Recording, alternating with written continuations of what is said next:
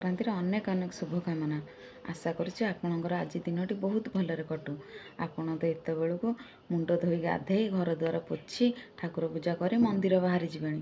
ଆଉ ଏ ଶୀତରେ ମୁଣ୍ଡ ଧୋଇକି ଗାଧେଇଲେ କେମିତି କ'ଣ ଲାଗିଲା କମେଣ୍ଟରେ କହିବେ। ଆପଣମାନେ ଆଜି କେଉଁ ମନ୍ଦିର ଯାଉଛନ୍ତି ପ୍ଲିଜ୍ ସମସ୍ତେ ଟିକେ କମେଣ୍ଟରେ କହିବେ। ଆମର ଏଠି ନେମାଳ ମନ୍ଦିର ଆମେ ଯାଉ, ମାନେ ଅଚ୍ୟୁତାନନ୍ଦ ମହାପୁରୁଷଙ୍କ ପାଖକୁ। ଜାଣିଛନ୍ତି ଆମେ ଯେତେବେଳେ ସ୍କୁଲରେ ପାଠ ପଢ଼ୁଥିଲୁ ସେତେବେଳେ ସାର୍ ଆମକୁ କହିଥିଲେ କି ଅଚ୍ୟୁତାନନ୍ଦ ମହାପୁରୁଷ ଜିଅନ୍ତା ସମାଧି ନେଇଥିଲେ।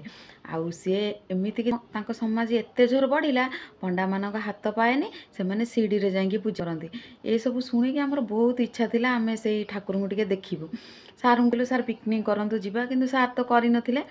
ସେଠୁ ଏମିତି ଯୋଗ ମାନେ ମୁଁ ସେ ବାହା ହେଇଥିଲି, କିନ୍ତୁ ମୁଁ ସେତେବେଳେ ଜାଣିନଥିଲି ମୋ ଜୀବନରେ ମାନେ ସେ ରାସ୍ତାରେ ନେମାଳ ଗଲାବେଳେ ଏମିତି ଗୋଟେ ଘଟଣା ଘଟିଥିଲା।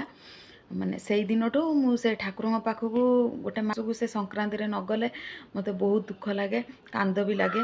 ହେଲେ କ'ଣ କି ମୁଁ ଆମ ଘରକୁ ବି ନଗଲେ ମୋ ମନ ଦୁଃଖ ହୁଏନି ବିଲକୁଲ। ଠିକ୍ ମାସକୁ ଥରେ ନଗଲେ ମୋତେ ବହୁତ କଷ୍ଟ ହୁଏ। ହେଲେ ଆମ ହାତରେ ତ କିଛି ନଥାଏ ନା।